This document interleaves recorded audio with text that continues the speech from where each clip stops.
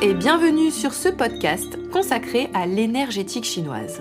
Nous allons voir aujourd'hui à quoi correspond la saison du printemps selon la médecine traditionnelle chinoise. Tout d'abord, le calendrier chinois des saisons est différent de notre calendrier occidental. En effet, les saisons chinoises ne démarrent pas lors des équinoxes ou des solstices comme nous en avons l'habitude. Les saisons chinoises débutent bien avant, lorsque les énergies de la saison commencent à se développer, à se faire sentir. Les graines commencent à germer, les jours rallongent. Le printemps commence en février pour les Chinois. Le nouvel an chinois, qui se fête environ entre le 20 janvier et le 20 février, est la fête du printemps. Pour être plus précise, il correspond à la deuxième nouvelle lune après le solstice d'hiver. Et pour cette année 2023, le printemps a fait son apparition le 4 février dernier. Alors, quelles sont les caractéristiques du printemps selon la philosophie chinoise ? Revenons en arrière pour mieux comprendre. En hiver, l'énergie était concentrée sous terre. Le yin est arrivé à son apogée. Le yang est rentré en profondeur. Les jours ont raccourci, le froid et la nature se sont figés, les animaux ont hiberné. En hiver, il fallait donc se reposer pour que l'énergie puisse jaillir au printemps. Le printemps, c'est le début de la germination, de la croissance. C'est une saison de transition du froid vers la chaleur de l'été. Dans la théorie des 5 mouvements, le printemps est associé à l'élément bois.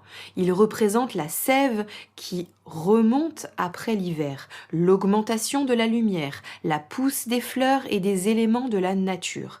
D'un point de vue climatique, cette saison est en relation avec le vent et se caractérise par des changements de climat et de température. Donc, ne vous découvrez pas trop. Comme l'énergie bois se manifeste au travers des yeux, mais aussi des muscles et des tendons, on observe régulièrement des réactions à ce niveau avec les allergies printanières, les yeux qui pleurent et qui démangent, des conjonctivites ou des problèmes musculaires, des tendinites. Quels sont les organes en relation avec le printemps en médecine chinoise ? Les organes du foie et de la vésicule biliaire sont mis à l'honneur lors de cette saison. Le foie est responsable de la circulation de l'énergie dans le corps. Aussi, c'est lui qui fait le gendarme en permettant ou pas à l'énergie de passer dans les méridiens. Quand ça circule, tout va bien. Mais quand le foie se bloque énergétiquement, eh bien rien ne va plus. C'est la colère, la frustration, la pression ou l'irritabilité qui se mettent en avant.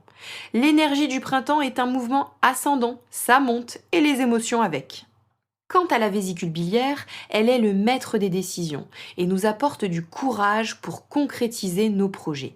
Au printemps, on peut entreprendre de nouvelles choses et se sentir accompagné par cette belle énergie ascendante, comme la sève qui monte dans les plantes.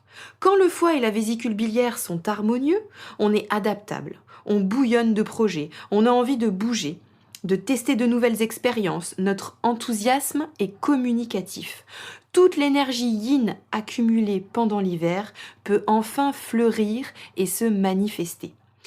Voilà pour ce qui est du printemps. Dans le prochain podcast, je vous livrerai toutes les recommandations quotidiennes pour s'adapter à cette nouvelle saison et en profiter pleinement. Si nous vivons au rythme des saisons, nous permettons à notre corps de fonctionner au mieux de ses capacités.